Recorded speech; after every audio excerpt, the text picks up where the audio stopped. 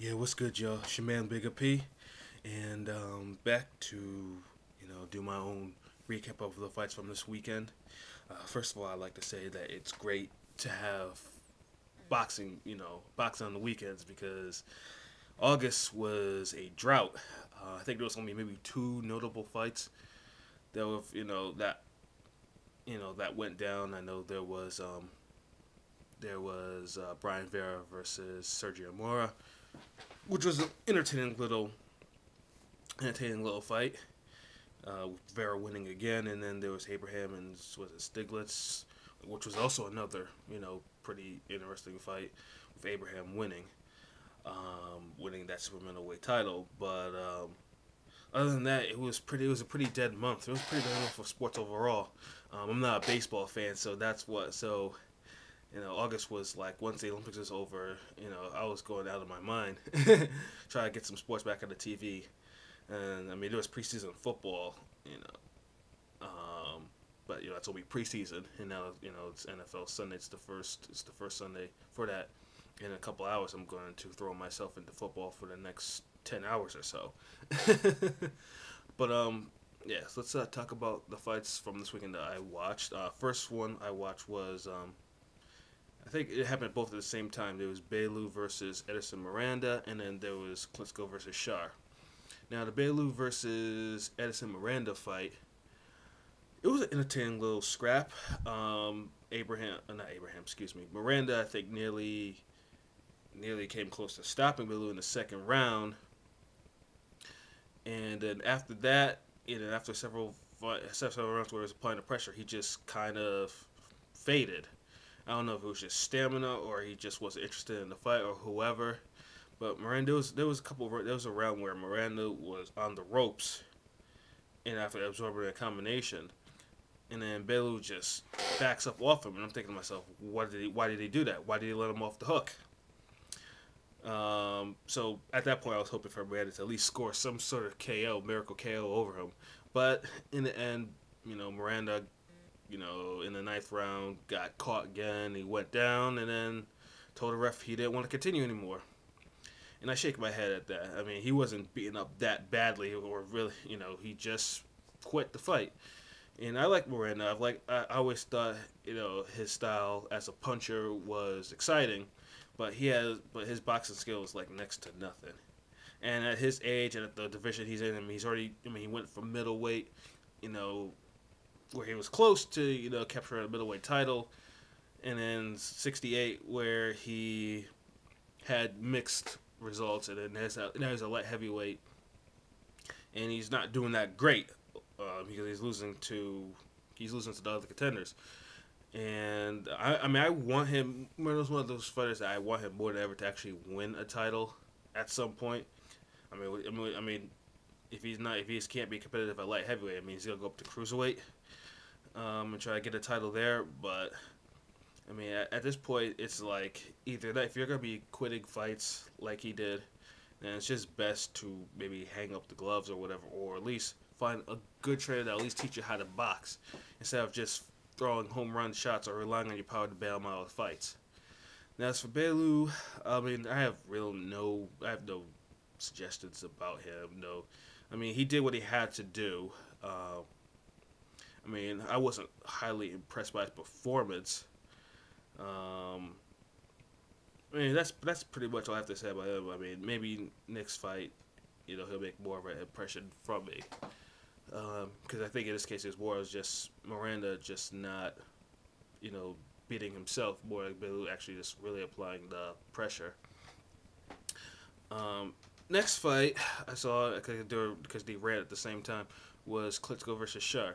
Now, just like everyone else, I thought this fight would be it's bullshit because Charr, I'd never even heard of Charr before prior to this fight even being announced. And I know the heavyweight division. It's pretty much whoever makes the most noise gets a shot at one of the Klitschko's. And I guess he made the most noise. I mean, I don't remember seeing any fights of his or anything like that.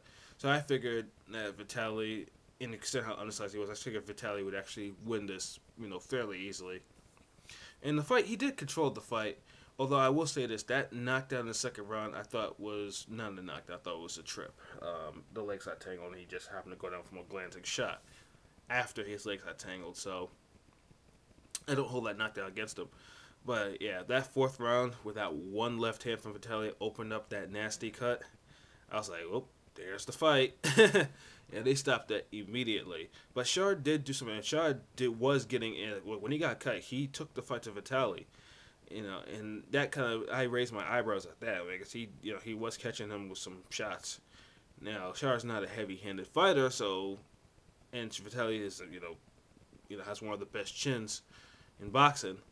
So I don't know how much they affected him, but he was tagging Vitaly. But yeah, that stoppage was a heartbreak because it really took just one left hand and that opened up that nasty cut over his eye, and it was pouring too. It's one of those. I mean, it wasn't like a superficial cut. It was pouring. And I'm like, oh, there goes the fight.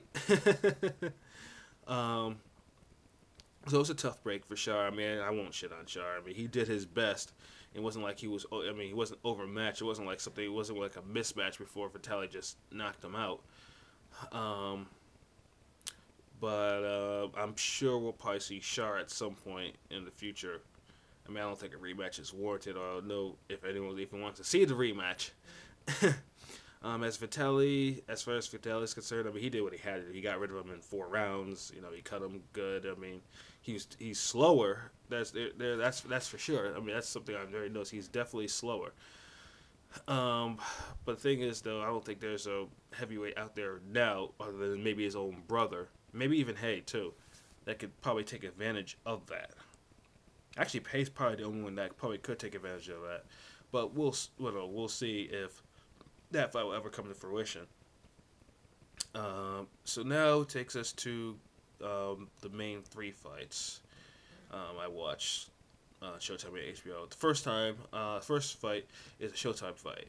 Jose versus Matisse. That fight was amazing to watch.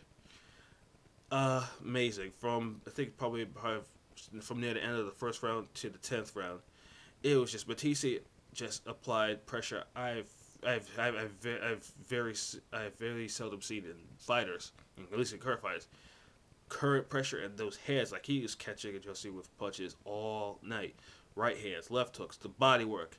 Josie was on the ropes. Josie was holding on. Josie was, was trying to get the jab, was throwing punches. Josie just tried.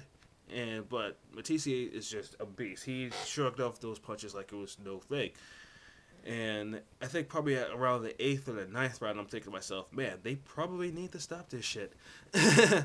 I mean, Josie was getting really, at that point, was really beaten up and was slowing down, but he was still throwing punches. I'm thinking to myself, they need to stop this before, Matisse actually lowers the boom, which he did at the end of the 10th round.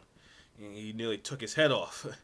Mora was a little bit late in stopping the fight before before Josie actually went down. But that fight was just incredible to watch. It was just it was will versus force, and I mean that's to me that's definitely. I mean, I thought it would be a sleeper fight of the year candidate, and it definitely was. I was highly impressed by that fight. Matisse is probably the best 140 fighter in boxing today. Like that's the type of performance that actually scares top fighters. I definitely look forward to him. I know they said he might face either the winner of Garcia Morales too.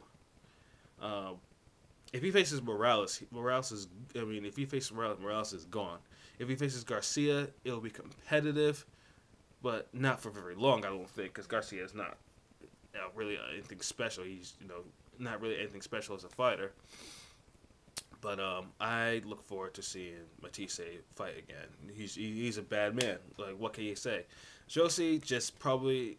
I mean, I know if he had the 2 years, he was no one contender. He was supposed to get the title shot, and it was a tough break. And I hope that after probably 3 months or whatever, he lays off. Come back and he'll be a force at 140. Second fight, it was DeMarco versus Molina. Now this fight is hilarious because I actually missed this fight. because of Jose Batiste was such a brutal fight, to watch, and it was still going. I didn't expect DeMarco to actually blow away Molina within a round. It was like one. I think the replays told me everything I needed to see. Anyways, he blew. It was one straight left hand, and then DeMarco just pounded on him because Molina wouldn't take the knee until the referee was forced to stop it. DeMarco is a scrappy fighter. I like his life story. I liked how he won the title from Linares. He's an exciting fighter, and I mean, obviously that doesn't really tell me much, about his performance, about any improvement other than he blew away, a fairly good fighter in the round. So my hat's off to him on that. And then the last fight would be Chad Dawson versus Andre Ward. Now before this fight, there were rumors circulating that Chad was KO'd by Edison Miranda in sparring. I don't know if it was before maybe Miranda went off to England or whatever, but there was a lot of talk. I know Oz had Ward as a 4-1 favorite and such, and it was interesting to see if those rumors were actually true. And the fight unfolded as such. Pretty much by the end of the first round, Chad looked a little flat, and then Andre just runs once he realized Chad could have hurt him, just tore him apart. That first knockdown, that smooth left hook or his left cross, it was beautiful. And then scored a knockdown early again in the fourth round with the left cross. And then after that, Chad was just in trouble. Like pretty much, Andre put on a special performance. Like he reminded me of Bernard Hopkins. In the clinch, uppercuts. He pretty much brutalized Chad, like all night. I think the count was like 100 power punches or 120 power punches to like 29 power punches. It was something ridiculous like that. And then the 10th round knockout. I mean, I didn't think Ward had it in him to actually stop Chad because he hadn't scored a knockout since 2009. It was, I think, the fight before he won the Super 6. But once again, I think he hit him with a shot, and Chad did that Zab Judah dance. You know how everyone does it. Everyone knows what that is. When a boxer gets hit a little bit, his reflexes go. He starts doing that little. They start doing the silly dance or whatever. And I'm thinking to myself, oh no, knockout must be in there. And then he put up a vicious combination that sent Chad down to his knee. Now at this particular point, I didn't blame Chad for, not continuing that fight because he was getting brutalized. He was getting beaten up, and my hats off to Andre. Andre put on a spectacular performance on HBO, and that's the type of stuff. So pretty much now, Andre Ward is probably the man at 168 and at 175. Now, where does Andre go from there? I mean, who knows? I mean, he cleared out 168. I mean, the only person at 168 that he probably could face is Andre Dirrell, but Andre Dirrell is just way too inactive to do anything for that type of fight to even be creditable. He can go to 175. I mean, actually, 175 will probably be. I mean, there's only so long. I mean. He can go to 175, or he can go after Abraham again and take the WBO title away from him, or, I mean, but really 168 doesn't really hold any challenges for him. I mean, there's Butte, but Butte is just after the way he got beat down by Frost. I mean, that fight is not really, that's not a fight that you can really sell. Well, unless you're in Montreal, I guess. But my thing is, I think Ward should probably just at some point maybe go to 175 and because he did win the gold medal, I believe, as a light heavyweight in the Olympics. So I mean, it won't be a big thing. Light heavyweights are up for grabs, and I don't see anyone at light heavyweight, that can match his skill. As for Chad, I mean, my thing with Chad is he probably should have never went down to 160. He hadn't fought at that weight in almost 6-7 years. And it affected him. It clearly did, because everyone knows if you're a boxer, you lose weight. You're losing weight. You lose weight improperly, your punch resistance may not be as strong as it was when you were at your more comfortable weight, and that's what happened. Because I'd never seen Chad get affected by punches like that before, but he literally every shot that he was taking was just it was noticeably hurting him. My thing was for Chad. Chad should have. I mean, Chad obviously. He's still a light heavyweight champion of the world, and he should probably stay at. He should stay at light heavyweight. But his corner during that fight was the Iceman, John Scully, gave him no advice. He was useless in that corner. And I know Chad has his issues with trainers or whatever, but yes, Iceman Scully didn't tell him anything. Didn't tell him anything useful, and just let him go out there and just get dissected by Andre. And my thing is he probably needs a new trainer too. But yeah, after a rest, he just needs to stay at 175 and concentrate on cleaning out the division there. And hopefully the Ward fight doesn't affect him too much in the future. So yeah, that's basically about it about my rundown of the fights for this weekend. It was great to have boxing back on TV. It was great to be watching it. And next week, of course, there's Showtime, and then there's Showtime headlined by Canelo versus Lopez, and then we got on the HBO pay-per-view we got Martinez versus Chavez Jr.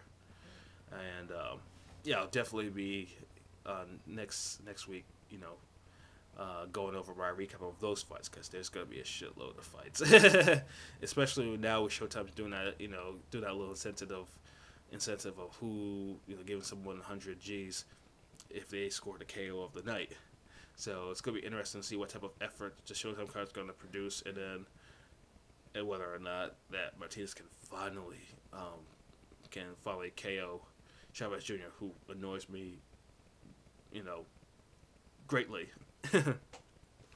But yep, that's it for this week, and I will see you again very soon. All right, peace, y'all.